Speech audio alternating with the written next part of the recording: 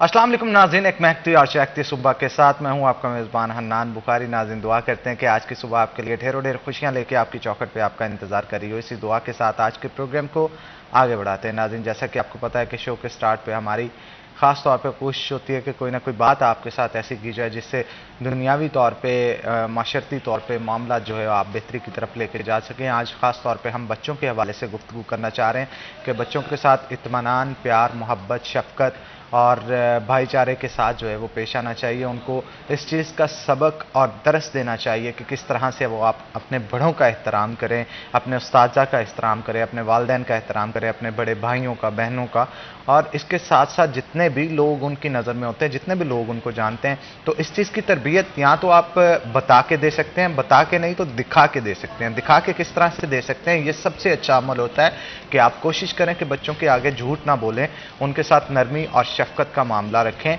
दूसरों के साथ जो है उनके सामने लड़ाई झगड़ा ना करें, और कोशिश करें कि दूसरों के सामने उनके सामने दूसरों के लिए जो है झूठ ना बोलें या बैक बाइटिंग ना करें, ताकि बच्चों को इन चीज़ों की जो है वो आदत ना हो। क्योंकि अक्सर कहा जाता है इंसान जो देखता है वही सीखता है। तो बच्चे जो ख़ास तौर पे उनकी लर्निंग प्रोसेस बहुत तेज़ होता है, प्रोसेसर उनका बहुत तेज़ चल रहा होता है, जो चीज़ देखते हैं अडॉप्ट कर लेते हैं। तो कोशिश आप किया करें कि जितनी जल्दी हो सके उनके सामने जो है वो अच्छाई वाली बातें किया करें, उनको अपने साथ बाहर लेके जाया करें, एथिक्स सिखाएं उनको कि अपने बड़ों के साथ कैसे पेश आते हैं।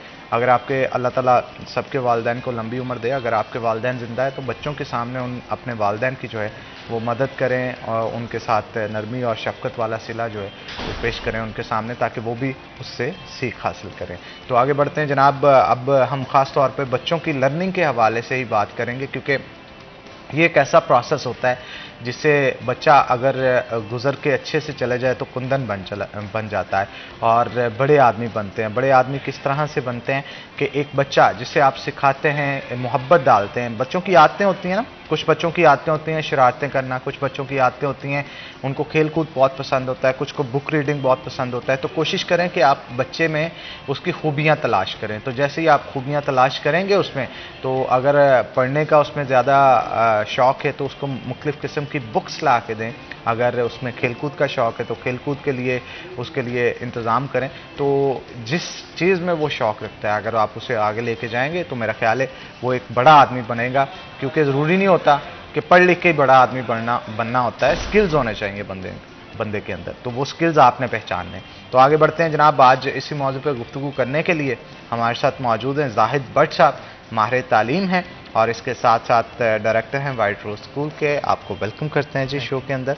जाहिद साहब, क्या कहेंगे आप, बच्चों में लर्निंग प्रोसेस जो है इसको स्पीड अप करने के साथ साथ पॉजिटिविटी उनके अंदर लाना कितनी ज़रूरत है इस चीज़ की? जी, बिस्मिल्लाहिर्रहमानिर्रहीम। पहले आपका नाथ बहुत शुक्रिया, थैंक यू कि आपने आज 41 पे ये मौका दिया इस टॉपिक पे बात करने के लिए।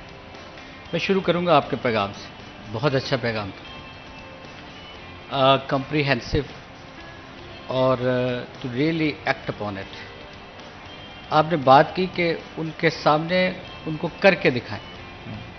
That is the main thing. वो कहते हैं ना कि सीइंग इज़ बिलीविंग, कि जो आप देखते हैं आप उस पर यकीन करते हैं।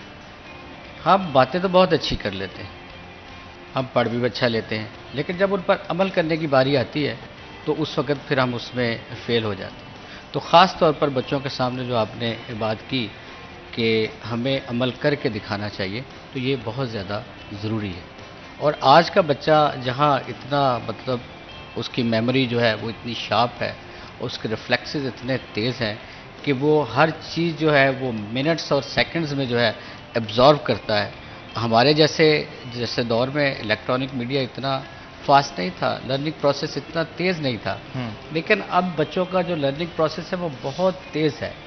एक होती है डायरेक्ट लर्निंग या फॉर्मल लर्निंग, उसको कहते हैं आप। एक होती है इनफॉर्मल लर्निंग। फॉर्मल लर्निंग वो होती है जो आप बच्चे को सिखा रहे होते हैं, कि आप उसको पढ़ा रहे होते हैं। That is a formal learning, जिसमें आपका टेक्स्ट भी यूज़ हो रहा है, आपकी चीज़ें यूज़ हो रही हैं। एक होती है इनफॉर्मल लर्निंग, जो बच्चा खुद से सीख रहा होता है, अपनी सराउंडिंग से, अपने ऑब्जर्वेशन से सीख रहा होता है। और as compare to formal learning, बच्चे की जो इनफॉर्मल लर्निंग होती है ना, वो बहुत ज़्यादा स्ट्रॉन्ग होती है। کیونکہ اس میں اس کی اپنی ول شامل ہوتی ہے، اس کی مرضی شامل ہوتی ہے کہ وہ چیزوں کو دیکھتا ہے، آبزرو کرتا ہے اور ان سے سیکھتا ہے۔ اس لیے یہ بہت ہی زیادہ ضروری ہے بچوں کی پرورش میں کہ ہم اس بات کا خیال رکھیں کہ ہم کوئی ایسی بات نہ کریں۔ اگر دیکھیں کوئی بھی انسان، اگر میں کہوں پرفیکٹ، تو میرے خیال میں یہ مناسب نہیں ہوگا۔ ہر کسی میں کوئی نہ کوئی کمی خامی جو ہے وہ ضرور پائی جاتی ہے، لیکن یہ جو سب سے اہم بات یہ ہے کہ وہ جو کمی خامی ہے اس کا ادارک ہونا چاہیے ایک آدمی کو کہ ہاں میرے اندر یہ خوبی ہے یا میرے اندر یہ خامی ہے۔ اور especially when he is going to interact with the children, تو اس کو اپنی وہ کمی اور خامی پر قابو پا کر ان سے انٹریکٹ کرنا چاہیے تاکہ وہ اگلی نسل میں ٹرانسفر نہ ہو۔ اچھا زاہد صاحب، اکثر دیکھا ہے نا چھوٹی چھوٹی باتوں پہ بچے بہت گھبراتے ہیں۔ کسی سے گلاس ٹوٹ گیا تو وہ ڈرتا بتاتا نہیں ہے کہ یار مار بہت پڑے گی۔ تو یہ ایک خوف کی فضا ہم نے کیوں قائم کر رکھی ہے؟ غلطی ہو جاتی ہے، بچوں سے ہی ہو جاتی ہے، لیکن اس کو ٹھیک کیسے کرنا ہے؟ بڑا اچھا آپ کا کویشچن ہے، اور بہت کم لوگ ان چیزوں پہ غور کرتے ہیں۔ یہ خوف کی فضا بچے کے اندر جنم لیتی ہے، وہ بھی انفارمل لرننگ ہے کہ بچہ دیکھتا ہے اپنے ماں باپ کا اگریشن، دیکھتا ہے اپنے بہن بھائیوں کا اگریشن، دیکھتا ہے مختلف چیزوں کے اوپر۔ بعض اوقات آپ دیکھیں گے، بلکہ بعض اوقات نہیں، اکثر یہی ہوتا ہے کہ بچے سے گلاس گرتا ہے یا کوئی چیز ٹوٹتی ہے تو آپ کہتے ہیں وہ گھبرایا ہوتا ہے، آپ کہتے ہیں بیٹا کچھ نہیں ہوا، کچھ نہیں ہوا، کچھ نہیں ہوگا، آپ پیچھے ہٹ جائیں کچھ، لیکن وہ پورا گھبرایا ہوتا ہے۔ وہ اس کی گھبراہٹ اس نے اپنے اندر سراؤنڈنگ سے لی ہوتی ہے۔ جو چیزیں، جو ریئیکشن وہ اپنے گھر میں دیکھتا ہے، اپنے سے بڑوں کا وہ اگریشن دیکھتا ہے، ایک دوسرے کا دوسری چیزوں میں الجھنے کا، تو وہ سمجھتا ہے کہ every mistake end up with something which is very cruel.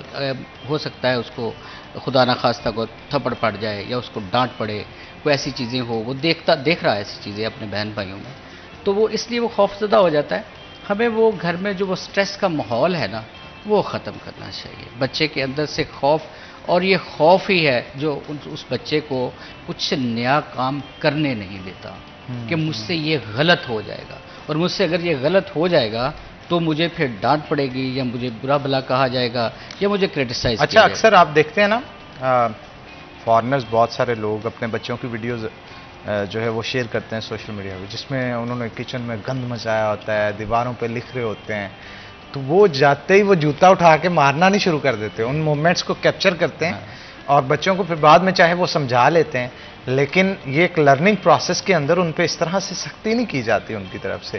یہ کچھ کلچرل ڈفرنس آپ کو نظر نہیں آتا؟ ایکچولی یہ کلچرل ڈفرنس کی زیادہ بات نہیں ہے، یہ ہیبٹ کی زیادہ بات ہے، ہمارے رہن سہن کی اور ہمارے تربیت کی زیادہ بات ہے، کیونکہ اسلام اور ہم مسلمان ہیں ماشاءاللہ، یہ کہیں بھی نہیں سکھایا جاتا کہ آپ بچوں کے ساتھ اس طریقے سے بیہیو کریں، ایسا نہیں ہے۔ اب وہ کہتے ہیں کہ انہوں نے ہماری چیزیں اپنا لی ہیں اور ہم جو ہے وہ دوسری طرف جا رہے ہیں، تو ہمیں بھی پیار اور محبت، ہمارے نبی صلی اللہ علیہ وسلم دیکھیں بچوں سے کتنی محبت کرتے تھے۔ تو بات یہ ہے کہ وہ سٹریس اور ٹینشن معاشرے میں موجود ہے۔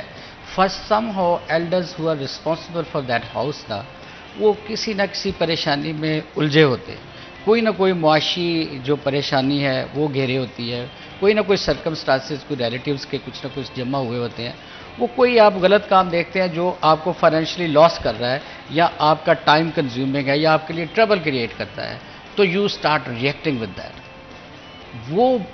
وہ لوگ نہیں کرتے، ان کے ایسے مسائل نہیں ہیں۔ They learn how to live happily and we yet have to learn it, کہ کس طریقے سے خوش رہا جا سکتا ہے اور کس طریقے سے خوش رکھا جا سکتا ہے۔ یہ صرف ایٹیچیوڈ کی بات ہے۔ اگر ہم یہ ایٹیچیوڈ اپنے اندر پیدا کر لیں اور اس کو فلورش کریں اور اپنی اگلی نسل میں ٹرانسفر کریں تو everything would be fine. آپ کو کیا لگتا ہے کہ ہمارے ہاں بچوں کے ساتھ جیسے صلہ رحمی اور شفقت کے ساتھ پیش آنا چاہیے؟ جیسے صرف اور صرف میں سکولز یا اپنے گھر کے بچوں کی بات نہیں کر رہا، میں بات کر رہا ہوں یہاں پہ چائلڈ لیبر کے حوالے سے بھی۔ بچوں کو، چھوٹے چھوٹے بچے پنچر لگانے والی شاپ پہ بیٹھے ہوتے ہیں، ریسٹورنٹس کے اندر کپڑا مار رہے ہوتے ہیں، ٹھیک ہے، اس پہ آپ کیا کہیں گے؟ یہ بڑا افسوسناک المیہ ہے ہماری سوسائٹی کا۔ یہ جتنے تھرڈ ورلڈ کنٹریز ہیں ان میں زیادہ یہ چیز پائی جاتی ہے، کیونکہ ہماری جو فائنینشیل کنڈیشنز ہیں گھروں کی وہ اتنی اچھی نہیں ہوتی ہیں جن گھروں کے بچے وہاں پہ کام کر رہے ہوتے ہیں. یہ ان لوگوں کی جو ہے وہ مجبوری سمجھ لیں یا سیلفشنس سمجھ لیں کہ بعض اوقات وہ کر بھی سکتے ہیں شاید افورڈ، کیونکہ گورنمنٹ نے کافی ساری فیسلٹیز پرووائڈ کی ہیں. پرائیویٹ سیکٹر نے بہت زیادہ ایجوکیشن میں فیسلٹیز جو ہیں وہ پرووائڈ کی ہیں کہ ہر اسکول میں جو ہے وہ پرسنٹیج ہے بچوں کی جو فری تعلیم ہم دیتے ہیں. تو گورنمنٹ میں تو بالکل فری ہے. تو اگر وہ تھوڑا سا سیکریفائی کر لیں تو ان کے بچے یہ پڑھ لکھ سکتے ہیں. میں سمجھتا ہوں کہ ان بچوں کا پورا حق ہے کہ وہ ایک نارمل بچوں کی طرح، جس طرح کسی اور گھر کے بچے اسکول کالج جاتے ہیں، وہ بھی جائیں اور اپنی زندگی میں مستقبل بنائیں اور ایک خوشحال زندگی بسر کریں. میں اس چیز کو بالکل سپورٹ نہیں کرتا ہوں کہ وہ جو ہے وہ بیٹھ کے بیچارے پنچر لگائیں وہاں پر اور چھوٹوں کے کام کریں. میرا خیال ہے ان کو ہیلپ آؤٹ کرنا چاہیے. میں ویسے آپ کی انفارمیشن کے لیے کہ ریڈنگ ایکشن پروگرام ہے ایک UN کا، تو اس میں ڈسٹرکٹ چیئر پرسن ہوں لائنس کی طرف سے. تو اس میں ہمارے ایجنڈے میں یہ بات شامل ہے کہ ہم ان بچوں کو جو بھیک مانگ رہے ہیں سڑکوں پر یا کچھ ایسا ہے، ان کے لیے کم از کم ان کو پڑھنے اور لکھنا جو ہے وہ ہم انشاءاللہ تعالی. اچھا ایک اور چیز بھی ہوتا ہے اس میں زاہد صاحب، آپ نے دیکھا ہوگا کوشش تو بہت سارے لوگوں کی طرف سے ایون گورنمنٹ کی طرف سے بھی کی جاتی ہے، لیکن اس کا حل نہیں کوئی بھی نکل پاتا کیونکہ یہ ایک مافیا ہے پورا. ہم چائلڈ لیبر سے ہٹ کے اسپیشلی مانگنے والوں کی طرف جب جاتے ہیں نا، یہ ایک پورا مافیا ہے اور اس مافیا کو آپ ختم نہیں کر سکتے. آپ لے کے جاتے ہیں، ایک دن رات رکھتے ہیں اور اگلے دن آ کے وہ اسی چوک میں چوراہے میں کھڑے ہوتے ہیں. اگر آپ دیکھا جائے تو ایک چوک کے اندر کسی بھی مین چوک کی بات کی جائے، ہزاروں گاڑیاں روزانہ کی بنیاد پہ نکلتی ہے اور ایک گاڑی سے اگر 10 روپے بھی لیے جائیں، سینکڑوں گاڑیاں 1000 گاڑی کو بھی کیپچر کر لیا جائے تو میرا خیال ہے یہ 10-10 20-20 30-30 ہزار روپیہ کی دیہڑی جو ہے وہ لگا رہے ہیں. تو اس طرح تو یہ ایک عام آدمی جو کہ مہینے میں نہیں کما پاتا وہ ایک دن میں کما لیتے ہیں. آپ کی بالکل بات صحیح ہے. اس میں پروفیشنل لوگ شامل ہیں اور وہی ان بچوں کو بھی یوز کرتے ہیں، خواتین کو یوز کرتے ہیں، بزرگوں کو یوز کرتے ہیں، اور یہ بالکل غلط ہے. اور اصل میں اس طریقے سے جو لوگ ان کو بھیک دیتے ہیں اور ان کو پیسے دیتے ہیں وہ بھی جسٹیفائی کر رہے ہوتے ہیں کہ ہم نے اللہ کے نام پر جو ہے وہ دیا ہے اور ان کی سیٹسفیکشن ہوتی ہے. اور جہاں پر کسی حقدار کو دینے کی باری آتی ہے تو ان کے پاس گنجائش نہیں ہوتی.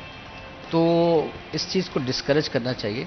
ایون میں سمجھتا ہوں کہ ہماری سوسائٹی میں جو حقدار ہیں وہ تو آپ سے سوال بھی نہیں کر پاتے کہ ہمارے گھر میں آج روٹی نہیں بنی یا ہمارے بچے جو ہیں وہ اسکول نہیں جا سکتے یا مطلب ہم کتابیں نہیں خرید سکتے. وہ تو آپ سے سوال بھی نہیں کر سکتے.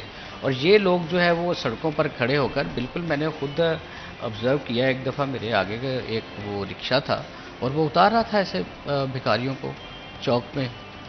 اچھا ہاں جی، یہ آپ نے اپنی آنکھوں سے؟ ہاں جی، میں نے خود اپنی آنکھوں سے دیکھا ہے. تو یہ ملت چوک کی بات ہے، یہاں پر اتار رہا تھا وہ.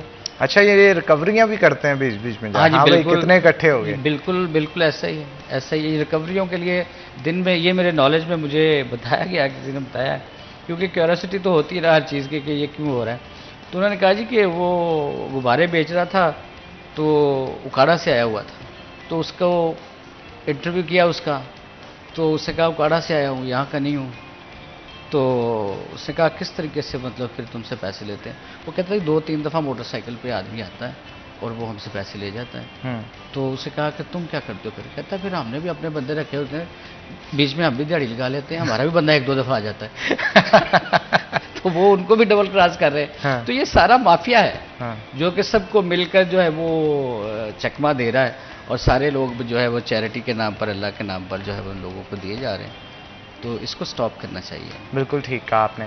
اچھا اس کے ساتھ ساتھ مجھے یہ بھی بتائیے گا کہ آج کل بچوں میں چھینا جھپٹی جو ہے یہ بہت دیکھنے کو ملتی ہے. ہم بچوں کو لینے کی بجائے دینے کی تعلیم جو ہے اس کے اوپر فوکس نہیں کر پاتے. کچھ چائلڈہڈ کی وجہ سے بھی بچے میں وہ عادت ہوتی ہے اور کچھ شاید دنیا کو دیکھنے کے ساتھ ساتھ بھی یہ عادتیں جو ہے وہ بلڈ ہونے شروع ہو جاتی ہیں.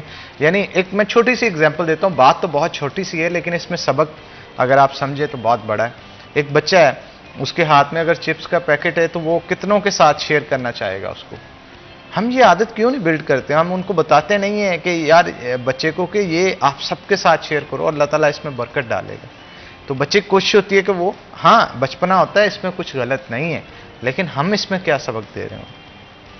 بڑا اچھا کویشچن ہے آپ کا، اور اس پر اس کا جواب میرا خیال ہے آپ سے ڈیٹیل میں لیں گے، لیکن ایک چھوٹی سی بریک کے بعد بریک لے لیتے ہیں. تو چھوٹی سی بریک لیں گے، بریک کے بعد دوبارہ حاضر ہوں گے.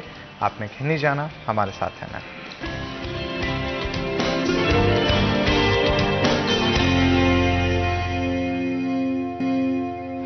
ویلکم بیک ناظرین. بریک کے بعد خوش آمدید. بریک کے بعد ہمیں ہمارے سینئر رپورٹر جہانگیر اشرف نے بھی جوائن کیا. جہانگیر صاحب آپ کو بہت بہت ویلکم کرتے ہیں شو کے اندر.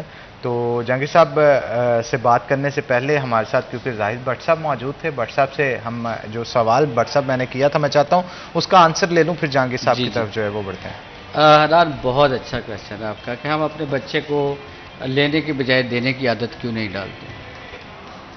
مجھے یاد ہے کہ یہ اکثر واقعہ بڑا کامن تھا کہ پہلے مائیں جو تھیں جب اسکول بچہ جاتا تھا تو ماں ایک ٹوسٹ سینڈوچ یا پراٹھا دیتی تھی، تو وہ جب گھر آ کے بتاتا تھا کہ آج میرے دوستوں نے میرے ساتھ کھا لیا اور میں نے تھوڑا سا کھایا اور انہوں نے بھی تھوڑا سا کھایا، تو اس کی ماں اگلے دن ایک کی بجائے 2 بھیج دیتی تھی. یہ ایک میسج تھا، سائلنٹ میسج تھا، اور بچے کو پتہ بھی نہیں چلتا. بچے کو پتہ بھی نہیں چلا. یہ ہوتی ہے انفارمل لرننگ جو میں بات شروع میں کر رہا تھا کہ دیکھیں وہ اس وقت دور تھا. تو اب جو ہے اب آپ کے سامنے ہے جو کچھ ہوتا ہے. اب آپ کزن میں بیٹھے ہوں، ایک چپس کا پیکٹ ہو، اس پر سارے لڑ رہے ہوتے ہیں. ہمارے نا میرے ایچ او ڈی ہوتے تھے ڈاکٹر ندیم صاحب، بہت بہت خوبصورت، بہت دھیمے لہجے کے اور بہت ہی عمدہ انسان تھے. Bio informatics and bio technology department میں بی ایس جب کر رہا تھا، وہاں پہ ایچ او ڈی تھے. وہ انتہائی شفقت کے ساتھ بچوں کے ساتھ پیش آتے تھے اور اتنے اچھے بندے تھے، میں جتنی تعریف کروں کم. ان سے ایک بات سیکھی میں نے. وہ بات کیا تھی؟ کہتے میرے بیٹے سے ایک بار احمد سے گلاس ٹوٹ گیا اور وہ بہت ہی خوف زدہ تھا، اور خوف میں آتے آتے آتے آتے ڈرتے ڈرتے اس نے آ کے مجھے بتایا کہ بابا مجھ سے نا گلاس ٹوٹ گیا، مجھ سے غلطی ہو گئی. کہتے مجھے اس پہ اتنا رشک آیا، اتنا پیار آیا، میں نے اس سے ڈبل پیار کیا غصہ کرنے کی بجائے. اور وہ دن گیا بچپن کا، اور آج کا دن آ گیا. کبھی اس نے مجھ سے کوئی بھی بات نہیں چھپائی، چاہے وہ اچھی ہو چاہے وہ بری ہو. تو ظاہر صاحب آپ کو نہیں لگتا کہ ہمیں اپنے بچوں کے ساتھ اس طرح سے پیش آنا چاہیے؟ کیونکہ اگر ہم ایسے پیش نہیں آتے، کل کو یہی بچے ہوتے ہیں جو کہ جا کے نشے کے عادی ہو جاتے ہیں. دوست ان کو مجبور کرتے ہیں سگریٹ پیو، یہ کرو وہ کرو، تو وہ بچے گھر بتانے سے ڈرتے ہیں. اگر ہم اپنے بچوں کے ساتھ فرینڈلی انوائرمنٹ رکھیں گے تو آپ کو نہیں لگتا کہ معاشرہ بہتری کی طرف جا سکتا ہے؟ بالکل بہتری کی طرف جا سکتا ہے. آپ اگر ان کو ڈپریسو ماحول دیں گے تو وہ آپ سے اپنی باتیں جو ہے، اپنی چیزیں جو ہے وہ چھپائیں گے. لیکن اگر آپ اپنے بچے کو ایکسپریسو کر دیں گے کہ بھئی تم اس کے فرینڈ بن جائیں گے، کہ بھئی جو دو بات ہوتی ہے تم اس کو مجھے بتاؤ، آپ اس کی بات نہ بھی بتائیں، آپ کو پتہ چلے، اچھی بات کا پتہ چلے، آپ اس کو انکریج کریں، اس کو موٹیویٹ کریں اور اس کی طرف جائیں. اگر کوئی بات وہ غلط کرتا ہے، وہ آپ کے نالج میں آتی ہے، آپ اس کو طریقے سے ڈائریکٹ وہ بات کرنے کے بجائے کسی اور طریقے سے سمجھائیں.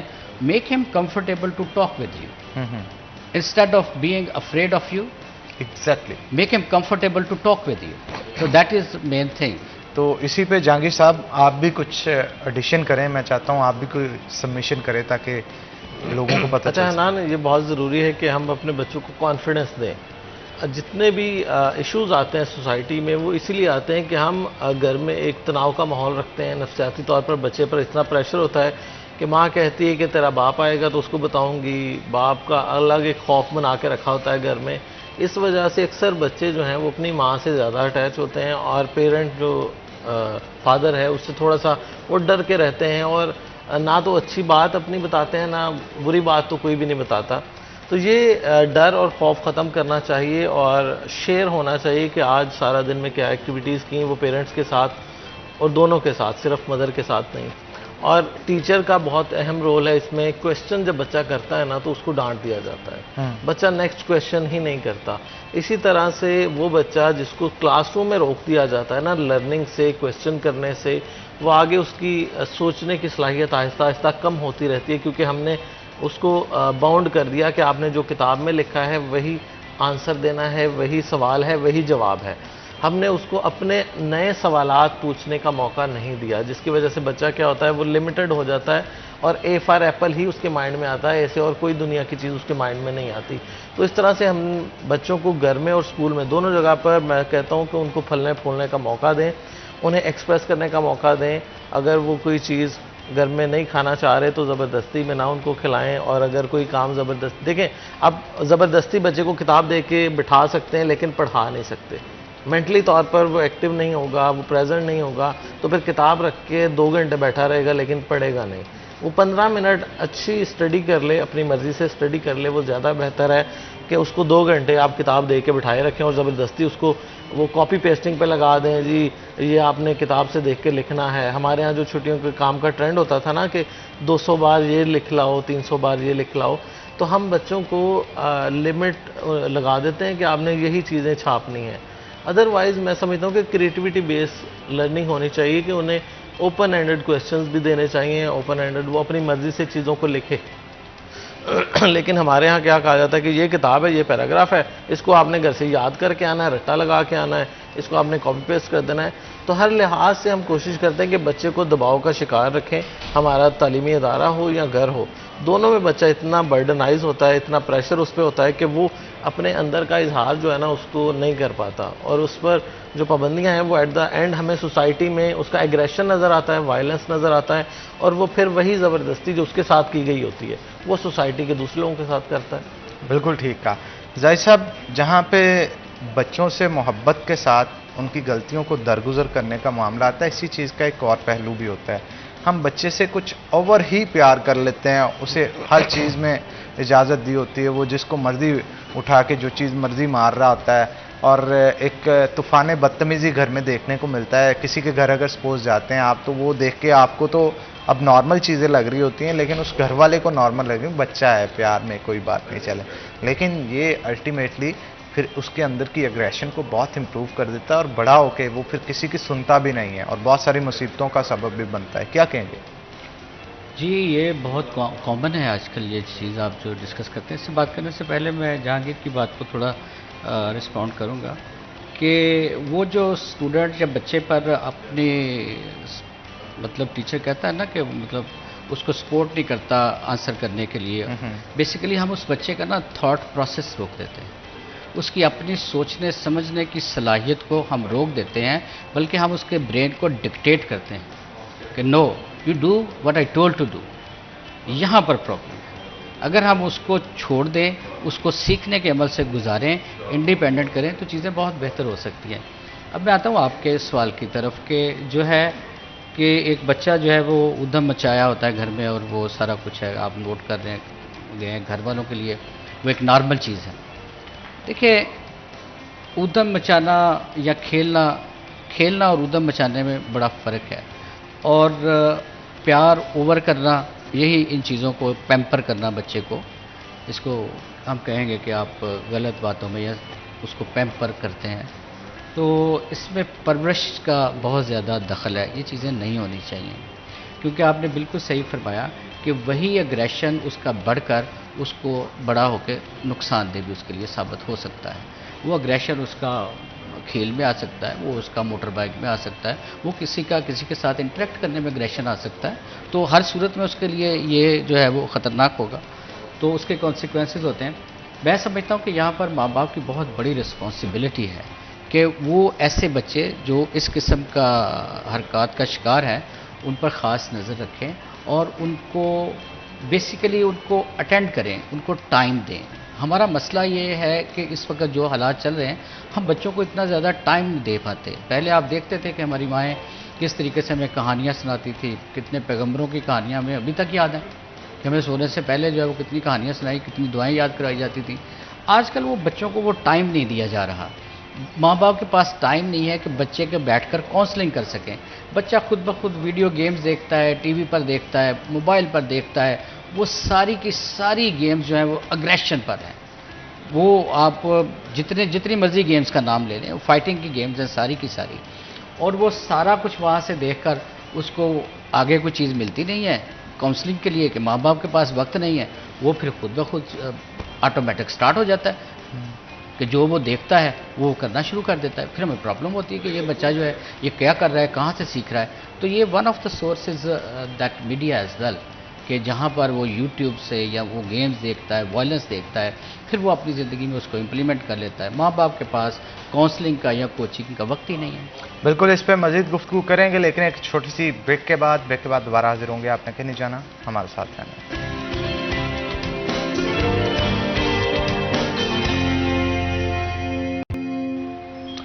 ویلکم بیک ناظرین, بریک کے بعد خوش آمدید. جہانگیر اشرف صاحب ہمارے ساتھ موجود ہیں, ان سے مزید گفتگو کریں گے. جہانگیر صاحب, بچوں کی تعلیم پہ ہم اکثر گفتگو کرتے ہیں, لیکن آج خاص طور پہ ان کی تربیت کے حوالے سے ہم گفتگو کر رہے ہیں.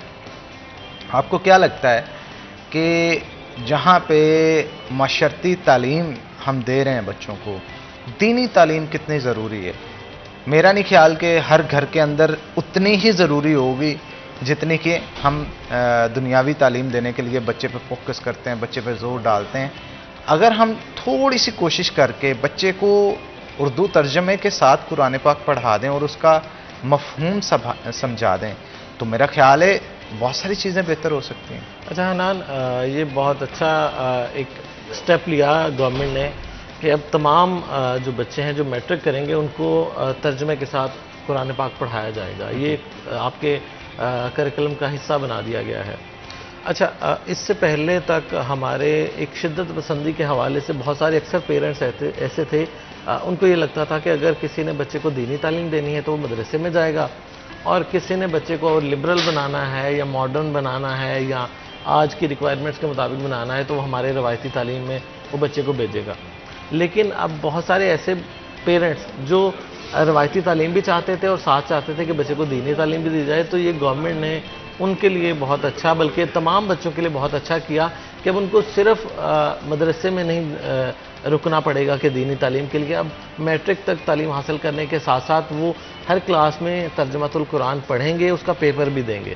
اب تعلیمی بورڈ نے اس کو باقاعدہ مارکس کی شکل میں ایک سیپریٹ ایک الگ سے پیپر بنا دیا ہے, اور میٹرک کے اور انٹر کے بچے جو ہیں وہ ترجمۃ القرآن کا پیپر بھی دیں گے. اور یہ پہلی بار پیپر لے بھی لیا گیا اور بچوں کے نمبر بھی اس میں آ رہے ہیں. تو اب یہ بہت اچھا ہے کہ اب الگ سے آپ کو مدارس اور اس میں نہیں جانا پڑے گا کہ آپ نے بچے کو جناب دینی تعلیم دینی ہے تو کسی مدرسے میں ہی بھیجنا ہے. تو یہ میں سمجھتا ہوں کہ بہت اچھی اپرچونٹی ہے تمام پیرنٹس کے لیے کہ جن کو یہ فکر ہوتی تھی کہ ہمارا بچہ اگر اسکول میں جا رہا ہے تو اس کی دینی تعلیم ڈسٹرب ہو رہی ہے یا وہ حاصل نہیں کر پا رہا. تو اب یہ ایڈیشن ہو چکا ہے. میں سمجھتا ہوں کہ کسی بھی اسکول میں آپ اپنے بچے کو پڑھا دیں, گورنمنٹ کی طرف سے پابندی ہے کہ اس کو پہلی سے میٹرک تک لازمی طور پر قرآن پاک پڑھایا جائے گا, اور جس میں چھٹی کے بعد ترجمۃ القرآن شامل کیا جائے گا. بالکل آپ نے ٹھیک کہا. تو زاہد صاحب, پرائیویٹ سکولز کے اندر بھی کوئی اس طرح کے اس سے ہٹ کے کوئی ایکٹیویٹیز جو ہیں وہ رکھی جاتی ہیں دینی تعلیمات کے لیے؟ دینی تعلیمات کے لیے دیکھیں ہر ادارہ ہی جو ہے وہ کوشش کرتا ہے. ظاہر ہے اب تو گورنمنٹ کی طرف سے ہم تو اس سے پہلے بھی جو ہے وہ پریئر کے وقت میں جو ہے وہ قرآن پاک پڑھا رہے تھے بچوں کو. تو اب یہ ہے کہ قرآن پاک کے ساتھ ساتھ جہاں ترجمے کے ساتھ ہم انہیں پڑھا رہے ہیں وہاں ہمارا دین ہمیں بہت سی چیزیں اور بھی سکھاتا ہے جو معاشرتی ویلیوز کو جنم دیتی ہیں, ہمارے معاشرے کی ویلیوز کو جنم دیتی ہیں. تو بیسیکلی ان کو ایڈریس کرنے کی بھی ضرورت ہے. اس میں حقوق العباد آتے ہیں, ہاں اس میں دیکھیں کہ ہر چیپٹر کور ہوتا ہے ہمارے معاشرے کا, آپس میں ایک دوسرے سے میل جول کا, ہمسائے کا, زکوٰۃ کا, ایوری تھنگ از کورڈ. تو جہاں قرآن پاک کی تعلیم ہے وہاں ساتھ ساتھ ہماری یہ بھی کوشش ہوتی ہے کہ ہمارا جو فرض ہم اپنا سمجھتے ہیں کہ ہم وہ بھی بچوں کو جو ہے وہ سکھائیں کہ how to behave in the society. Unfortunately ہماری بدقسمتی یہ ہے کہ ہم جب سوسائٹی کو دیکھتے ہیں تو وہ چیزیں وہاں پر اس طریقے سے امپلیمنٹ نہیں ہو رہی ہوتی, اور وہی بچہ جب اس سوسائٹی میں تھوڑا ہوش مند ہو کر خود آبزرو کرنا شروع کرتا ہے تو وہ کانٹراڈکشن پاتا ہے. وہ کہتا ہے کہ یہ کیا ہو رہا ہے, مطلب وہ پڑھتا کچھ ہے دیکھتا کچھ ہے, گھر سے کچھ پڑھ کے جاتا ہے, گلی محلے میں یا راستے میں یا پھنسے سم ویئر ایلس وہ کچھ اور دیکھ رہا ہوتا ہے. تو یہی کانٹراڈکٹ جو ہے نا, یہ کانٹراڈکشن یہ ہماری سوسائٹی کو لے کے بیٹھ گئی ہے. اگر ہم جو پڑھا رہے ہیں جو ہمارا دین کہتا ہے اس پر عمل کریں تو اس سے اور زندگی اچھی کیا ہو سکتی ہے. اچھا, بچوں کو سچ بولنے کی تعلیم جو ہے وہ ہمیں دینی چاہیے, بتانا تو چاہیے, لیکن اسکول میں پراپر ایک جیسے کوکولر ایکٹیویٹیز ہوتی ہیں، کوئی ایک آدھی کلاس ایسی بھی ہفتے میں ہونی چاہیے جس پہ بچوں کو کلچرل نارمز کے اوپر یا اس کے ساتھ ساتھ جو ایتھیکل ایشوز ہوتے ہیں ان کے اوپر ڈسکشن کر کے بچوں کو بتانا چاہیے کہ یہ کتنے ضروری ہوتے ہیں ہماری لائف میں، اور اس سے آپ کی لائف میں کیا پازیٹیو افیکٹ آ سکتا ہے؟ بالکل جناب، ایسا ہے، ایسے جو ہے وہ ویری کرتے ہیں اسکول ٹو اسکول، ان کی پالیسیز کے اوپر بالکل ہونے چاہیے، اور کئی اسکولز میں ہوتے بھی ہیں جو کہ بہت اچھے ہیں. جیسے آپ نے جھوٹ کا ہی کہا، تو جھوٹ کو ام الخبائث کہا گیا کہ تمام برائیوں کی جو ماں ہے وہ جھوٹ ہے. اور دیکھیں ہمارے معاشرے میں ہو کیا رہا ہے، ہر بندے جھوٹ بول رہے ہیں. تو بچے کو کہا جاتا ہے باہر جا کے کہہ دو کہ والد گھر پہ نہیں، اور بچہ پھر ویسا معصوم، بچہ ویسے ابو جی کہہ رہے ہیں کہ وہ گھر پہ نہیں. ہمارے کسی اسپیکٹ، کسی محکمے کو دیکھ لیں، کسی پولیٹیشین کو دیکھ لیں، کسی بھی بندے کو دیکھ لیں، کیا ہو کیا رہا ہے. ہماری سوسائٹی میں کتنے لوگ ہیں جو سچ بول رہے ہیں. تو بیسیکلی جو ہے نا وہ یہ جھوٹ ہی ہے جو ہمیں ڈبو رہا ہے. اس کو اسی لیے ام الخبائث کہا گیا. ہم اگر یہ ارادہ کر لیں کہ ہمارا بچہ یا ہم یہ ارادہ کر لیں کہ ہم جھوٹ نہیں بولیں گے، تو دیکھیں اس کے کانسیکوینسز ہوتے ہیں نا، کہ اگر کوئی غلط کام کیا ہے تو اگر عادت ہے کہ جھوٹ نہیں بولیں گے تو ظاہر ہے آپ مجھ سے پوچھیں گے ایسا ہوا ایسے کیا، میں اب جھوٹ نہیں بولنا، اب میں سچ بتاؤں گا تو مجھے پتہ ہے کہ مجھے برا بھلا کہا جائے گا. تو اگر یہ مجھے پہلے پتا ہو کہ میں جھوٹ نہیں بولتا ہوں اور میں غلط کام کروں گا، کیوں جب مجھ سے پوچھا جائے گا تو میں سچ بولوں گا. تو جھوٹ نہ بولنے کی عادت آپ کو برائی سے روکتی ہے، کیونکہ آپ سے جب بھی پوچھا جائے گا آپ سچ بولیں گے. آپ تو اس کیسٹ کی مانند ہوں گے نا، اب تو کیسٹ کا رواج نہیں ہے، اب تو اس کیسٹ کی مانند ہو گئے نا کہ 10 سال بھی جب ٹیپ ریکارڈر میں لگا کے چلائیں گے وہی سٹوری چلے گی اگر آپ کو سچ بولنے کی عادت ہے. تو اگر سچ بولنے کی عادت نہیں ہے تو ہر دفعہ نیائی ایپیسوڈ چلے گا. اور کچھ یہ بھی ظاہر صاحب، جہانگیر صاحب آپ بتائیے کہ بچوں کو تاریخ سے کیوں نہیں سبق ملتا؟ ہم تاریخ نہیں پڑھاتے بچوں کو، ہم بس یہ بتاتے ہیں مستقبل کیسے سنوارنا ہے، تاریخی تعلیم جو ہے وہ نہیں دی جاتی. اچھا، اس میں مسئلہ یہ ہے کہ میں ہمیشہ سے یہ تنقید کرتا ہوں ٹیچرز پر کہ ٹیچر کو جو کتاب مل جاتی ہے نا وہ سمجھتا ہے کہ یہ میں نے پڑھا کے سلیبس کور کروانا ہے، اس کا ایگزام دلوانا ہے اور اللہ اللہ خیر سے، اور ہوتی وہ بھی نہیں ہے. مسئلہ یہ ہے ہمارے ہاں کہ ہمارا ایگزام سسٹم ایسا ہے کہ جس میں آپ کی کریٹیوٹی، آپ کی باقی ساری چیزیں وہ سائڈ پہ رکھتی جاتی ہیں. صرف آپ کا نالج، آپ نے کیا پڑھا ہے کتاب میں اور اس کو آپ چھاپ کتنا اچھا سکتے ہیں، صرف یہ جانچا جاتا ہے. کریکٹر کی بات کبھی ہمارے ایگزام میں نہیں ہے. کریکٹر کی بات جب ایگزام میں نہیں ہے تو ہمارا ٹیچر بھی اس سے دور رہتا ہے. وہ کہتا ہے ٹھیک ہے بچوں کو کتابیں پڑھائیں، ان کے نمبر اچھے آئیں گے، میری واہ واہ ہوگی کہ اس ٹیچر کا رزلٹ بہت اچھا آیا. لیکن اس رزلٹ کی کوئی فکر نہیں کرتا جو سوسائٹی میں ہمارے ہاں نظر آ رہا ہے کہ اتنے زیادہ اسکول، اتنے کالجز، یونیورسٹیاں بننے کے باوجود ماضی کے مقابلے میں تعداد بڑھی ہے، گریجویشن بچوں کی تعداد بڑھی ہے، لٹریسی ریٹ بڑھا ہے ماضی کی نسبت، لیکن سوسائٹی میں چینج کیوں نہیں آ رہا؟ یہ وہ رزلٹ ہے جو ہمارے ٹیچر دے رہے ہیں. لیکن وہ رزلٹ کس کو دیکھتے ہیں؟ صرف اپنی مارک شیٹ کو کہ ہم نے بچے کو 99% تک لے کے آ گئے ہیں 60% سے. کیونکہ ماضی میں 60% والا ٹیچر جو رزلٹ دیتا تھا اس کا ایک آپ کی سوسائٹی پہ جو امپیکٹ تھا وہ بہت اچھا تھا. وہ صرف مارکس نہیں اچھے دیتا تھا، وہ باقی سوسائٹی میں امپیکٹ اچھا دے رہا تھا. لیکن ہم مارکس امپروو کر گئے لیکن کریکٹر وائز ڈاؤن کر گئے سوسائٹی کو. تو ہمارے آج مارکس بہت اچھے آ رہے ہیں بچوں کے، لیکن سوسائٹی میں جو کریکٹر ہے وہ ڈاؤن ہوتا جا رہا ہے. تو اس کی بنیادی وجہ یہ ہے کہ ہمارے ٹیچر نے صرف کتاب کو پکڑ کے نہ کہ اس کے ہم نے نالج بیس بچے کو نمبر دلوانے ہیں. وہ 60% مارکس تو لے گیا 90 سے پلس، لیکن جو کریکٹر تھا اس پہ فوکس نہیں رہا، تربیت کا ایلیمنٹ نہیں رہا. کسی ٹیچر کو کوئی پابندی نہیں کہ کلاس میں 5 منٹ وہ تربیت پہ لیکچر دے دے، کوئی بات بتا دے، کوئی اپنا ذاتی ایکسپیرینس شیئر کر دے. لیکن کیا ہوتا ہے کہ ہمارا ٹیچر جو ہے وہ پہلے منٹ سے لے کر آخری منٹ تک کہتا ہے کہ میں کتاب رٹوانے میں ان کو لگا دوں اور کتاب اور اس پہ بچے جو ہیں وہ اس کی میمورائز اتنا اچھا کر لیں کہ پیپر آتے ہی وہ سالو کریں اور ان کے نمبر فل بٹا فل آ جائیں. تو اس کی وجہ سے کریکٹر پہ نہ تو بچے کا فوکس ہے، نہ پیرنٹ کا اور نہ ہی ٹیچر کا، جس وجہ سے ہماری سوسائٹی اوورآل ڈاؤن جا رہی ہے. بالکل ٹھیک کہا آپ نے. کوئی میسیج دینا چاہتے ہیں پیرنٹس کو، بچوں کو جو آپ کو اس وقت اسکرین کے اوپر دیکھیں؟ جی، میرا میسج پیرنٹس کے لیے یہ ہے کہ اپنے بچے کو فرینڈلی کریں اپنے ساتھ اور اسے ڈپریشن کا شکار نہ کریں، اسے ایکسپریسو بنائیں، اس کے ساتھ دوستی کریں تاکہ ان کے پرابلم سالو ہو سکیں. اور بچوں کے لیے یہ میسج ہے کہ you come in this life only for once. You live like a hero or die like a zero. It all depends upon you. बिल्कुल ठीक है, आपने आप दोनों का बहुत शुक्रिया आज के शो में आने के लिए। इसी के साथ नाज़रीन यहाँ पे छोटा सा ब्रेक के बाद दोबारा हाजिर होंगे। आपने कहीं नहीं जाना, हमारे साथ हैं।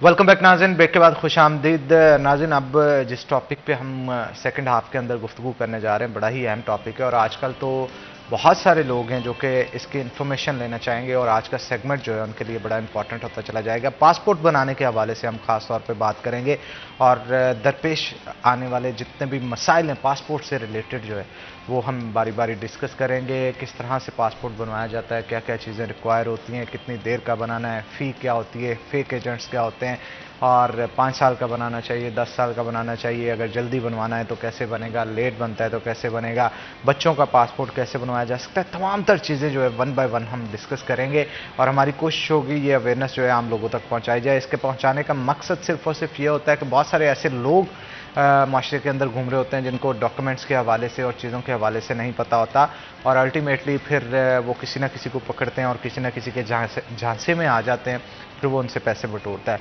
तो आज हम किस तरह से ये ई पासपोर्ट के हवाले से भी, ऑनलाइन पासपोर्ट के हवाले से भी हम गुफ्तगू करेंगे।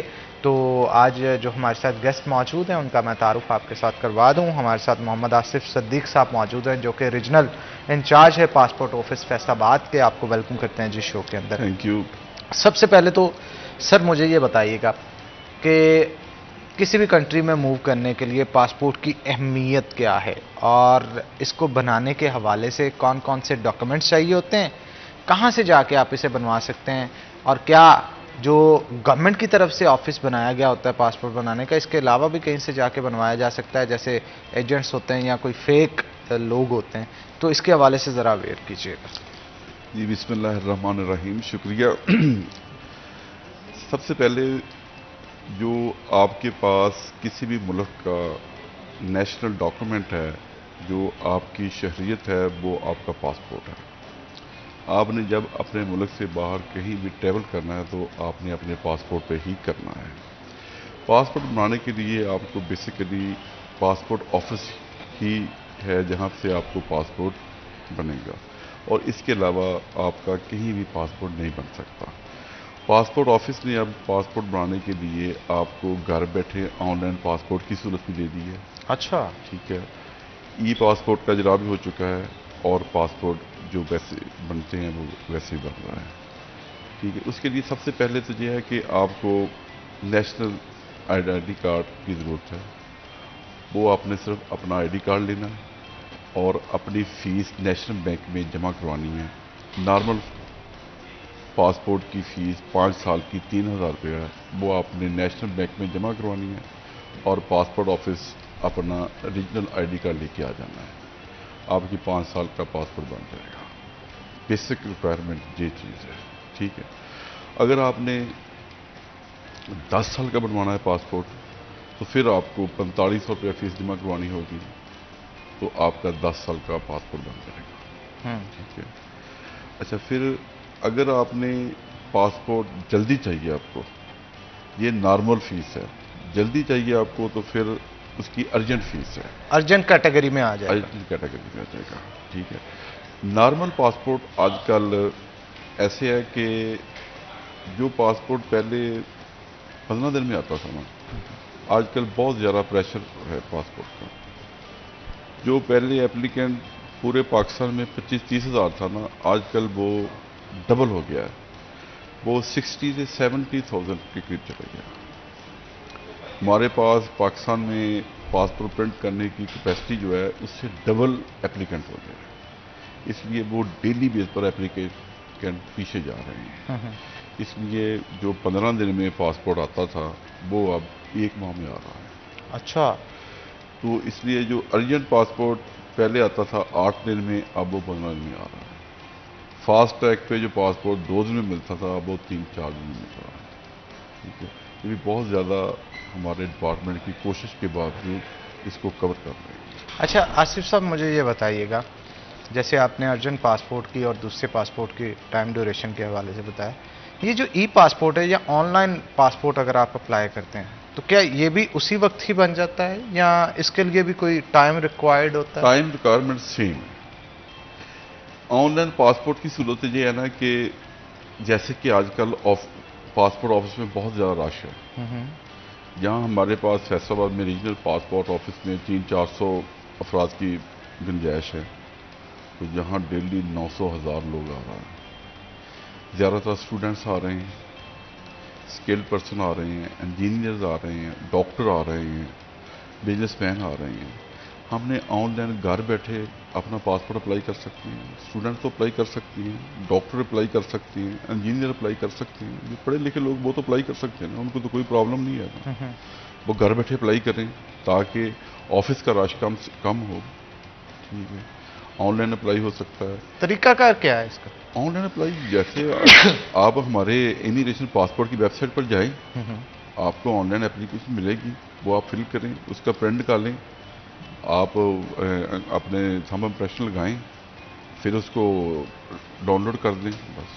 یعنی یہ ساری چیزیں آن لائن آپ کو ساتھ ساتھ بتائی جا رہی ہوتی ہیں جس بھی سائٹ پہ جا کے آپ نے اپلائی بالکل. کرنا ہے. اور آپ نے وہاں ڈیسائیڈ کرنا ہوتا ہے نیئرسٹ کون سا آپ نے اپنا آفس پاسپورٹ آفس جو نیئرسٹ ہے نا وہ آپ نے سلیکٹ کرنا ہوتا ہے. وہاں آ کے اپنا پاسپورٹ آپ نے کلیکٹ کرنا. اچھا آصف صاحب تھوڑے سے یہ بھی بتا دیں اس کی سائٹ کون سی ہے، ویب سائٹ کون سی ہے، کہاں پہ جانا ہے، کیا رائٹ اپ کرنا ہے، تاکہ عام فہم کا پیغام جو ہے وہ لوگوں تک پہنچ جائے کہ آپ پاسپورٹ آفس کی یہ والی ویب سائٹ کھولیں اور یہاں پہ جا کے اس طرح سے. آپ کوئی اسپیشل اس کی ویب سائٹ نہیں ہے، آپ امیگریشن پاسپورٹ پاکستان کی ویب سائٹ پر جائیں. ٹھیک ہے، ٹھیک ہے، وہاں آپ کو ہر چیز مل جائے گی. ٹھیک ہے. تو آپ ناظرین وہاں پہ جا کے جو ہے وہ اپلائی پاسپورٹ کے لیے کر سکتے ہیں. تو یہ ایک بڑی ہی زبردست سہولت ہے. اور جیسے صدیق صاحب نے، آصف صاحب نے بالکل ٹھیک کہا کہ بہت سارے لوگ ہوتے ہیں کہ پڑھے لکھے انجینئر ڈاکٹرز ہیں، وہ تو اس چیز کو رن کرنا سمجھتے ہیں، ان کو پتہ ہے کہ کس طرح سے لیپ ٹاپ پہ کمپیوٹر پہ کام کیا جا سکتا ہے. تو وقت کو بچائیں، رش کو کم کریں، آن لائن جا کے گھر پہ بھی اپلائی کر سکتے ہیں. آن لائن فیس جمع ہوتی ہے، آن لائن فیس بھی آن لائن ہی جمع، یعنی بینک سے ٹرانزیکشن کر دی جاتی ہے. آپ اپنے موبائل ایپ سے اکاؤنٹ بنے ہوئے ہوتے ہیں، آپ نیشنل بینک کے اکاؤنٹ میں فیس ٹرانسفر کر دیں سمپلی. کوئی مطلب اس میں کوئی ایشو کوئی نہیں. بالکل ٹھیک. تو جناب اس سے آنے کی ضرورت ہی نہیں ہے. پاسپورٹ آفس میں جو ہے وہ رش کم ہو جاتا ہے. اچھا بچوں کا پاسپورٹ کیسے بنتا ہے اور کتنی ایج کا بچہ ہو اس کا پاسپورٹ ضروری ہوتا ہے؟ اور اس کے ساتھ ساتھ یہ بھی آپ نے بتانا ہے کہ ان میں بھی ارجنٹ اور لیٹ والا سین ہوتا ہے اور کتنی دیر کی ریکوائرمنٹ، ان کا بھی 5 سال 10 سال کی طرح ہی بنتا ہے. جی میں بتاتا ہوں. جی بڑا اچھا کویشچن آپ کا. ایک منٹ ایک دن کے بچے سے لے کے 15 سال کی عمر تک کے بچے کا پاسپورٹ 5 سال کا بنتا ہے. ٹھیک. 15 سال سے اوپر کے بچے کا پاسپورٹ 10 سال کا بن سکتا ہے. ٹھیک ہے. 18 سال سے کم عمر بچے کے پاسپورٹ کے لیے ماں اور باپ دونوں کا پاسپورٹ آفس آنا ضروری ہے، کمپلسری ہے یہ تو، کیونکہ ان کو ایگری ہونا ضروری ہے دونوں کا. ٹھیک ہے.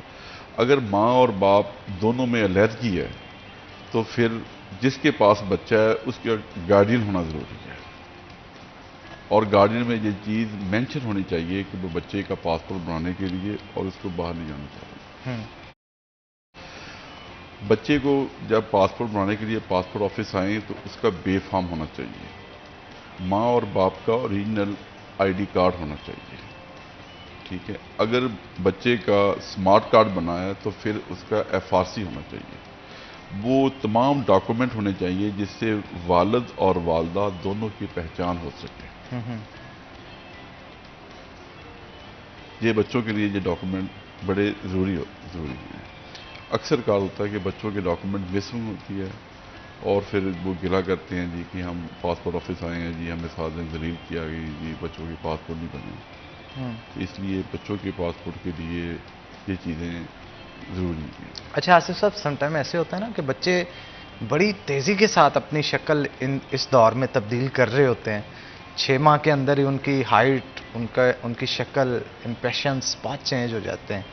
تو یہ سم ٹائمز پرابلم نہیں کاز کرتا کہ اب 5 سال کا بچے کا جو ہے وہ بنایا ہوتا ہے آپ نے، وہ 2 سال میں اور ہوتا ہے 5 سال میں جا کے اسی لیے وہ 10 سال کا نہیں نہ بنتا، ہاں ہاں اس لیے وہ 15 سال تک بچے کا پاسپورٹ 5 سال کا ہی بنتا ہے، کیونکہ ویزا لگنے کے لیے بھی تو پاسپورٹ کی جو ویلڈ ہونا ضروری ہے نا، 1 سال تک وہ پاسپورٹ ویلڈ ہو۔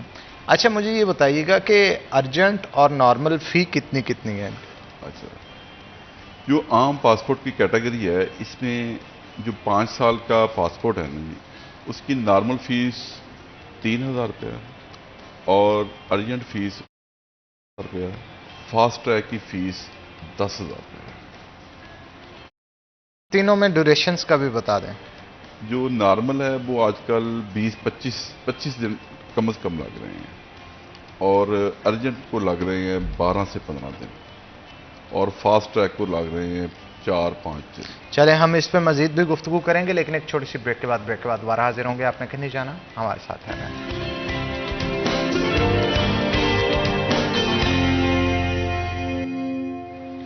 ویلکم بیک ناظرین، بریک کے بعد خوش آمدید۔ آصف صاحب ہمارے ساتھ موجود ہیں، مزید گفتگو ان کے ساتھ کرتے ہیں۔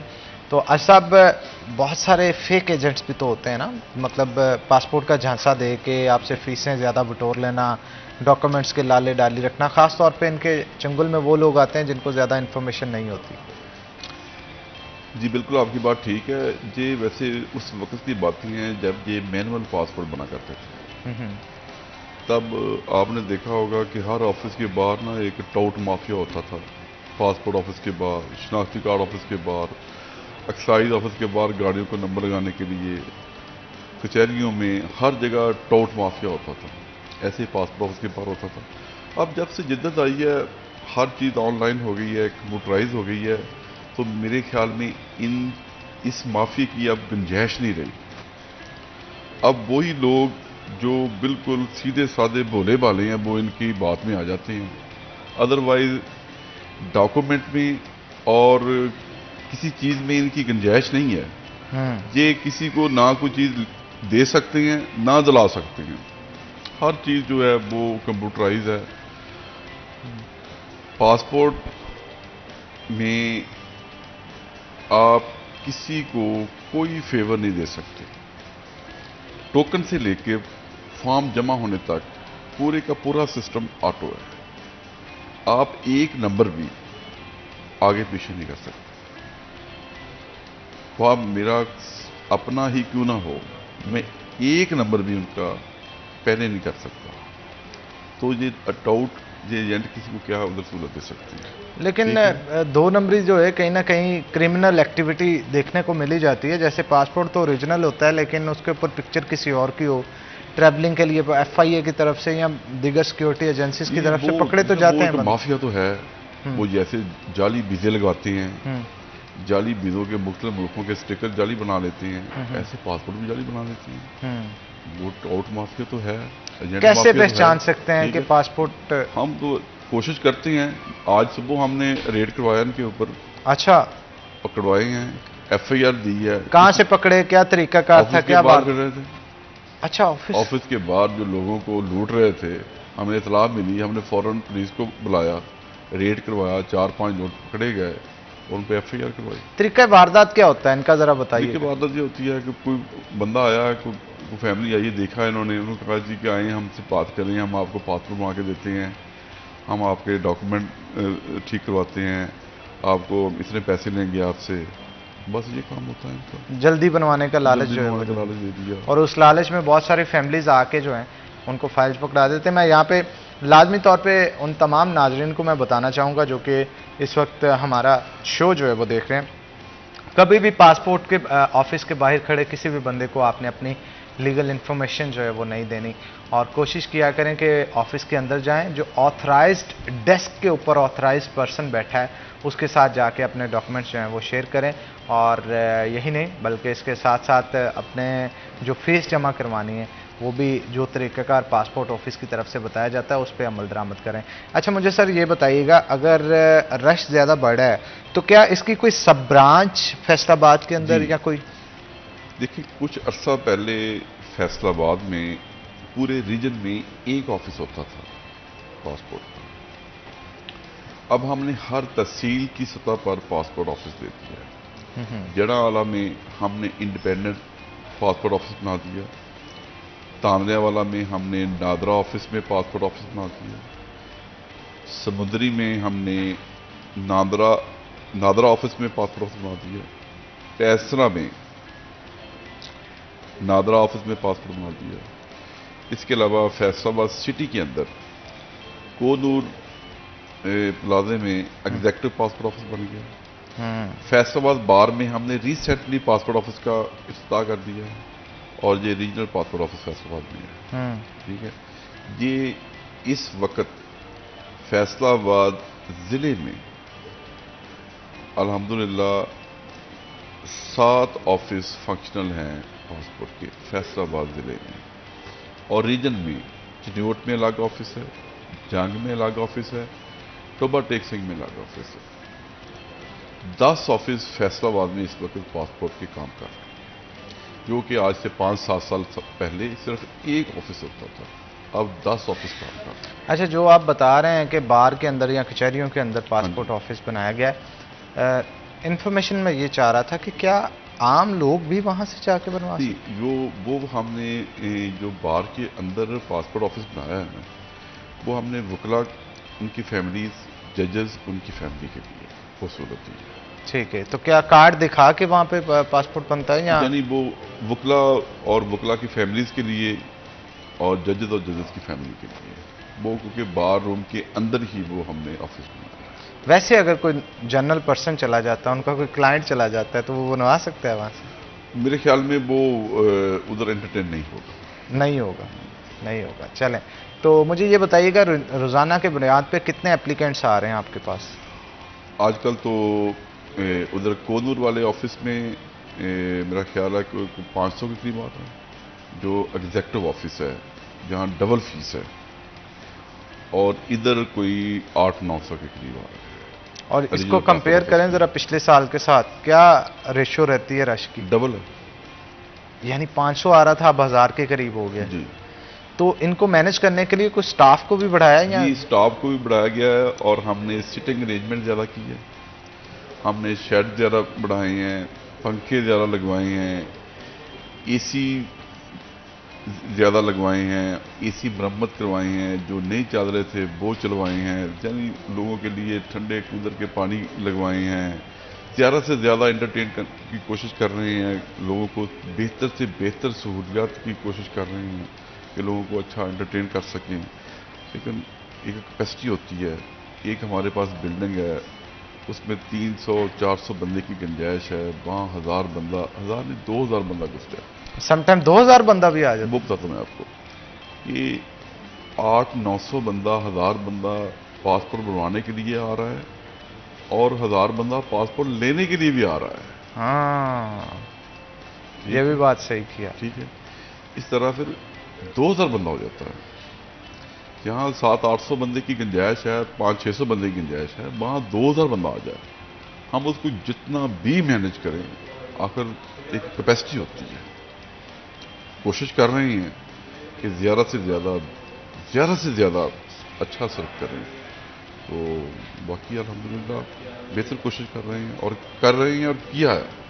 अच्छा, इसके साथ साथ मुझे ये, जैसे आपने बताया पंखे लगा दिए, सिटिंग अरेंजमेंट्स करते हैं, तो क्या जो अमला है उसको भी बढ़ाया गया? हमला भी बढ़ाया। और जो डेस्क, एक डेस्क के ऊपर अगर तस्वीर खींचने के लिए डेस्क बनाया गया, वो डेस्क भी इम्प्रूव किया आपने? ज़्यादा हमने स्पेशल पर्सन के लिए, ओल्ड सिटीजन के लिए अलग काउंटर बनाया हुआ है, फीमेल के लिए अलग काउंटर बनाया, मेल के लिए अलग काउंटर। ठीक है, इसी तरह हम ऐसे ही फीमेल स्टाफ भी हमारे पास अब आ गई है। ठीक है, और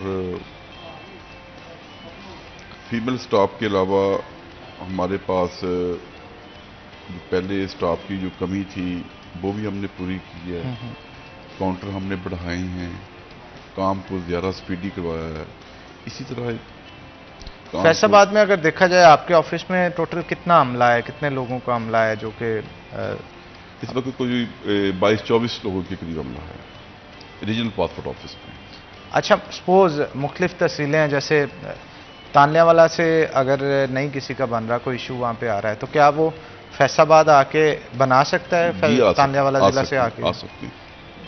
اچھا، اور چنیوٹ سے، ٹوبہ سے، جھنگ سے، یہاں سے لوگ بھی آ کے فیصل آباد میں بنوا سکتے ہیں؟ نہیں، ان کو ایریا جو آئیڈینٹیفائی کر دیا ان کا، وہ وہاں سے ان کو انٹرٹین کیا جائے گا۔ یہ گورنمنٹ کا رول ہے؟ یہ گورنمنٹ کا رول ہے۔ اور اگر وہاں پہ کوئی ایشو آ رہا ہے تو وہ وہیں سے ڈیزالو ہوگا، وہیں سے ریزالو ہوگا۔ لیکن کہنے کا مقصد یہ ہے کہ ایک ریجن کا بندہ دوسرے ریجن میں جا کے اپنا پاسپورٹ نہیں بنا سکتا۔ آئی ڈی کارڈ کے اوپر اگر فیصل آباد مینشن ہے تو فیصل آباد والا لاہور اس کا جو مستقل پتہ ہے نا آئی ڈی کارڈ پہ، وہ اسی ایریے میں ہی پاسپورٹ بنائے گا۔ یہ رول ہے؟ یہ رول ہے۔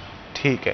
اچھا، مجھے ناس بائے گورنمنٹ آفیسر کے، وہ جس ایریے میں جاب کر رہا ہوگا وہاں اس کو این او سی ملے گا، وہ اس ایریے میں جا کے اپنا، اس ایریے کے آفس میں جا کے اپنا پاسپورٹ بنا لے گا۔ گورنمنٹ کا کوئی بھی امپلائی ہو، ہاں، کوئی بھی امپلائی ہو، وہ ایک جگہ سے دوسری جگہ اگر موو کرتا ہے تو وہاں سے وہ فرض کرو کہ میرے پاس ادھر فیصل آباد میں کوئی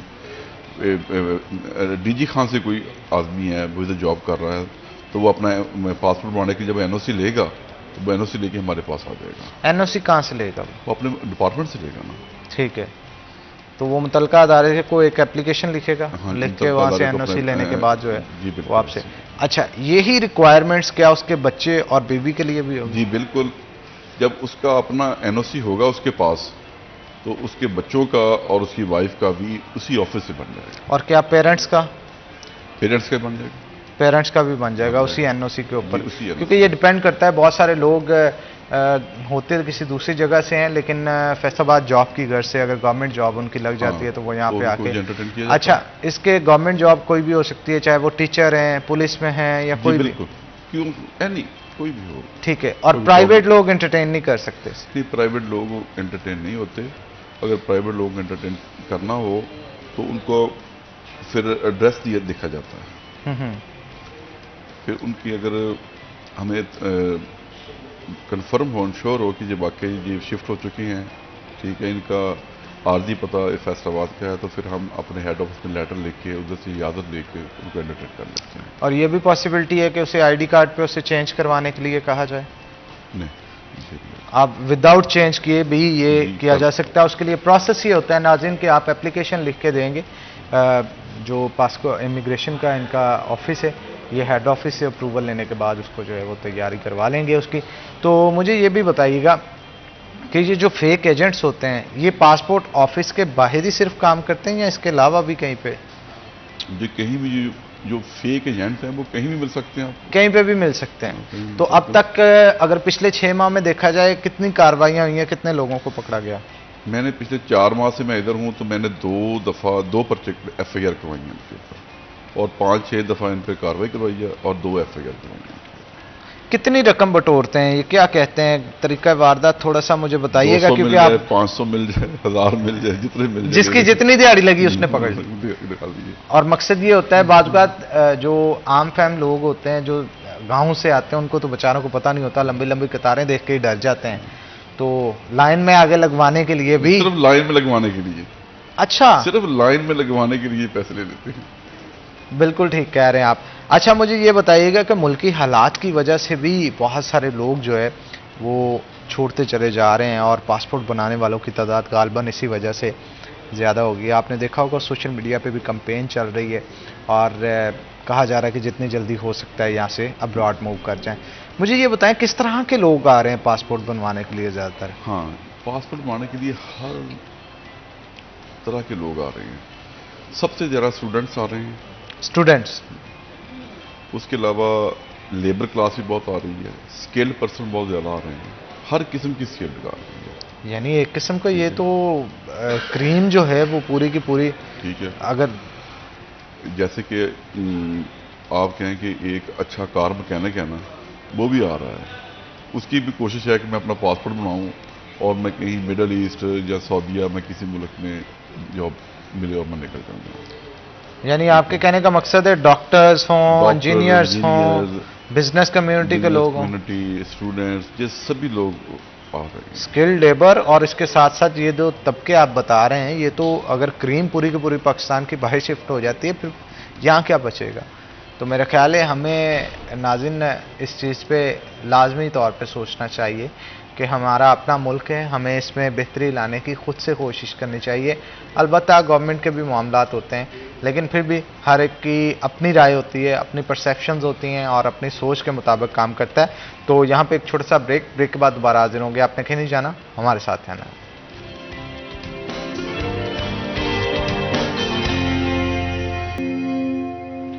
ویلکم بیک ناظرین، بریک کے بعد خوش آمدید. ہمارے ساتھ آصف صدیق صاحب موجود ہیں، مزید گفتگو ان کے ساتھ کرتے ہیں. آصف صاحب، جو ای پاسپورٹ بنوایا جاتا ہے یا آن لائن پاسپورٹ بنوایا جاتا ہے، اس میں مجھے بتائیے گا کہ جو مینولی بن رہا ہوتا ہے، فیس ان دونوں کی سیم ہوتی ہے یا ڈیفرنٹ ہوتی ہے؟ جو مینول پاسپورٹ ہے نا جی، اس کی نارمل فیس 3000 روپیہ ہے 5 سال کی، 10 سال کی 4500 روپیہ ہے. جو ای پاسپورٹ ہے اس کی نارمل فیس 5 سال کی 9000 روپیہ ہے اور 10 سال کی 13500 روپیہ ہے. اچھا. آن لائن پاسپورٹ کی یہ نہیں کہ آن لائن پاسپورٹ آپ ای پاسپورٹ بھی اپلائی کر سکتے ہیں اور عام پاسپورٹ بھی اپلائی کر سکتے ہیں. فیس کیٹیگری آپ پھر اسی پاسپورٹ کے حساب سے آپ نے ڈیسائیڈ کرنا ہے. آن لائن آپ کوئی بھی پاسپورٹ اپلائی کر سکتے ہیں. بالکل ٹھیک کہا آپ نے. اچھا مجھے یہ بتائیے گا، آپ نے بہت ساری گفتگو کی آپ کے ڈپارٹمنٹ کے حوالے سے. آپ کا شوق کس طرح سے پیدا ہوا اور کس طرح سے گورنمنٹ جاب کی طرف آئے؟ اسٹڈیز کہاں سے کی اور کس طرح سے پیپرز دیے، پاس آؤٹ کیا اور پھر اس فیلڈ کے اندر آ گیا؟ میں نے گورنمنٹ کالج فیصل آباد سے انٹرمیڈیٹ کیا. میری گریجویشن بھی گورنمنٹ کالج فیصل آباد سے اور میرا ماسٹر بھی وہیں سے. میں نے ایگریکلچر یونیورسٹی فیصل آباد میں جاب کی. وہاں سے میں ڈیپوٹیشن پہ ادھر امیگریشن پاسپورٹ میں آیا. ٹھیک. تو کیسا سفر رہا؟ کبھی سوچا تھا، ایک ہوتا ہے نا اسٹوڈنٹ لائف میں بندے کی کوشش ہوتی ہے کہ یار میں بڑا ہو کے یہ بنوں گا یا میں اس فیلڈ کے اندر جاؤں گا، کبھی سوچا تھا کہ آپ اس سائڈ پہ بھی آئیں گے؟ بس قسمت انسان کو لے آتی. بالکل ایسے ہی ہے. ویسے آپ کا کیا ایمز تھے؟ آپ نے کیا سوچا تھا؟ بس میں سمجھتا ہوں اس میں ماں باپ کی بہت سی دعائیں ہیں. ٹھیک ہے، اللہ پاک کی بہت خاص کرم ہے کہ جو نہیں سوچا تھا وہ بھی مل گیا. اچھا مجھے بتائیں، موویز پسند ہیں آپ کو؟ موویز دیکھتے ہیں؟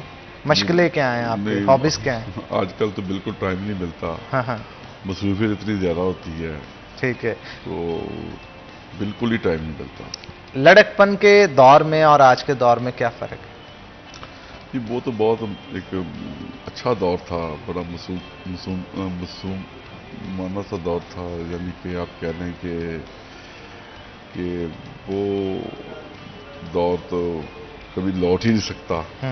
ٹھیک ہے، بندے پہ کوئی ذمہ داری نہیں ہوتی، بندہ بالکل فری ہوتا ہے. تو اب تو ساری ذمہ داریاں، ہر چیز، ٹینشنیں، کام، تو یہ بڑا فرق ہے.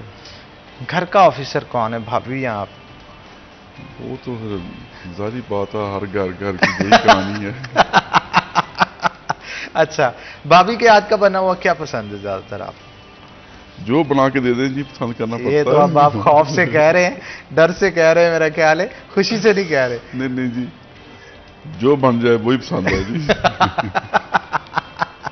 بابا جی، ایک تو خواتین کا خوف ہے نا، یہ ختم ہونے کا نام نہیں لیتا، اور بیویوں سے لوگ اس طرح سے ڈرتے ہیں جیسے پتہ نہیں کیا ہو جائے گا. دیکھیں ماشاءاللہ اچھے خاصے آفیسر ہیں، لیکن کوئی بھی ان کی بدتریفی نہیں کر رہے. ان کی کوئی بات ہے تو وہ ہمارے ساتھ شیئر نہیں کر رہے کہ یار گھر بھی جانا ہے لوٹ کے. کیوں جی، گھر بھی تو جانا ہوتا ہے نا سب. اچھا مجھے یہ بتائیں، لو میرج ہوئی ارینج میرج؟ نہیں جی، ارینج میرج. ارینج میرج ہوئی، لو ہو گیا تھا پھر بعد میں؟ جی ارینج میرج ہے، مکمل ارینج میرج. مکمل ارینج میرج ہے جی، مکمل ہے. تو ماں باپ کی پسند کی؟ جی میری والدہ کی پسند کی تھی. اچھا، اور آپ کا لگن آپ کی زیادہ کس کے ساتھ ہے، مدر کے ساتھ یا فادر کے ساتھ؟ میرے والد صاحب ہم چھوٹے تھے جب فوت ہو گئے تھے. اچھا. ٹھیک ہے، میں سیکنڈ ایئر کا اسٹوڈنٹ تھا. تو میری والدہ پچھلے 2 سال پہلے فوت ہوئی ہے. ٹھیک ہے، اللہ تعالیٰ ان کو جنت. تو زیادہ تر پھر اٹیچمنٹ والدہ کے ساتھ رہی ہے، بہت زیادہ ان کے ساتھ اٹیچمنٹ رہی ہے میری. تو ماں جی ہے۔ کی سب سے زیادہ چیز کیا یاد آتی ہے آج بھی آپ کو، جس کو یاد کر کے آپ بڑا خوشی محسوس کرتے ہوں؟ ماں جی کی ہر بات بہت یاد آتی ہے، واہ واہ. ماں جی کی ہر بات بہت یاد آتی ہے، ہر پل ماں جی کو یاد کرتی ہیں، ٹھیک ہے. تو ماں تو ایک ایسی ہستی ہے کہ جس کی کوئی بات بھی ایسی ہے کہ جو یاد کیے بغیر نہیں رہا جا سکتا. اچھا بندہ ساری دنیا گھوم لے، کہیں سے بھی کھانے کھا لے، کچھ بھی کر لے، وہ ماں کے ایک تو پلو کی خوشبو بالکل اور دوسرا اس کے ہاتھ کے بنے ہوئے پراٹھے، یہ کہیں سے بھی آپ کو بالکل، لذت وہ نہیں، ساری زندگی نہیں بھول سکتے. ساری زندگی نہیں بھول سکتے. اور ایسا وہ ہی کہیں سے وہ لذت ملتی بھی نہیں، وہ سکون، وہ راحت نہیں، بالکل وہ کہیں سے نہیں ملتی. ایسا ہی ہے. تو مجھے یہ بتائیے گا کہ بچپن میں آپ شرارتی ہوتے تھے یا بس معصوم سے، ایک ہوتا ہے نا معصوم سا، ایک ہوتا ہے شرارتی ذرا؟ نہیں، میں بالکل بڑا شریف سا تھا. کوئی شرارت نہیں کرتے نہیں، تھے؟ بالکل کوئی شرارت وہ نہیں ہوتے کرتا تھے نا تھا. کچھ بچے ایسے بھی ہوتے تھے اسکول میں بچوں کے ٹفن چھین کے، نہیں، آپ ایسا کوئی سین نہیں کیا؟ بالکل ایسا کوئی. میں کوئی بالکل یادگار بڑا- واقعہ ہمارے ساتھ شیئر نہیں، کریں؟ بس میں بڑا شریف بچہ تھا. اچھا. ٹھیک ہے، اسکول جاتا تھا، گھر آتا تھا، بس کھیل کھول لیتے تھے، کھیل بس ایسے ہی اپنی لائف گزارتے تھے. اچھا مجھے یہ بتائیں کہ آپ کا فیوریٹ سنگر کون ہے، جس کو اکثر آپ موڈ جب ہوتا ہے سن لیتے ہیں؟ لتا. لتا جی کا کون سا گانا آپ لتا جی کا سنتے لتا جی کے بہت سارے گانے پسند ہیں. ہیں؟ اچھا مجھے یہ بتائیے کہ اگر دوبارہ آپ کو واپس سے اس زندگی میں لوٹ جانے کا موقع ملے، بچپن میں لوٹ گئے آپ، دوبارہ سے اسٹڈیز کی، دوبارہ سے ایم سیٹ کیا، تو کیا اسی جاب میں آنا چاہیں گے یا کچھ اور بننا چاہیں گے؟ میں تو اس پہ بالکل خوش ہوں. ٹھیک ہے، پتہ نہیں یہ دوبارہ ملتی ہے کہ نہیں، اس لیے ٹھیک ہے. یہی سیٹ ہے. جو اللہ نے دیا ہے، میں جو اس پہ حالات بہت خوش چل رہے ہیں ہوں، بہت راضی ہوں. جو حالات چل رہے ہیں، واپس اس سیٹ پہ آنے کا موقع ملتا ہے نہیں ملتا، اس لیے جہاں ہے سیٹ ہے، اللہ نے بہت اچھی چلائی ہے، بہت چلتی اچھی جائے چلائی. اسی طرح. اچھا مجھے یہ بتائیے گا، بچپن کے دوست یاد آتے ہیں؟ جی، میں آج بھی ان سے مکمل رابطے میں ہوں. ہاں، ہاں، میل ملاقاتیں میل ہوتی ہیں. ملاقات رہتی ہے. ٹھیک ہے، تو سب سے اچھا دوست کون تھا آپ کا؟ بہت سارے دوست ہیں. اب کوئی پھر- ایک ہوتا ہے نا جو، نہیں، وہ ایک دو کا نام لوں تو باقی ناراض ہو جائیں گے. لیکن پھر بھی ایک ہوتا ہے بہت دل کے قریب ہوتا ہے، کسی ایک سے رغبت زیادہ ہوتی ہے. نہیں، میرے بہت سارے دوست، بہت سارے دل کے چلیں قریب کسی ایک کا ہیں. نام لے دیں. نہیں، ایسے میں نام نہیں لوں گا. یار اتنا خوف دوستوں کا، توبہ توبہ، ایک کا نام تو لے دیں. بہت سارے دوست ہیں، بہت سارے پیار کرنے والے ہیں. تو بس چلیں کئیوں کا نام لے دیں آپ، جو ہیں ان کا نام بتا دیں. ویسے نام بتا دیں آپ، ہمیں پتہ چل جائے گا، اس میں سے پھر میں جو پوچھنا چاہوں گا وہ میں پوچھ لوں گا. تو مجھے بتائیں آپ کے دوست جو آپ کے بہت قریب ہیں، ان کے نام کیا کیا ہیں؟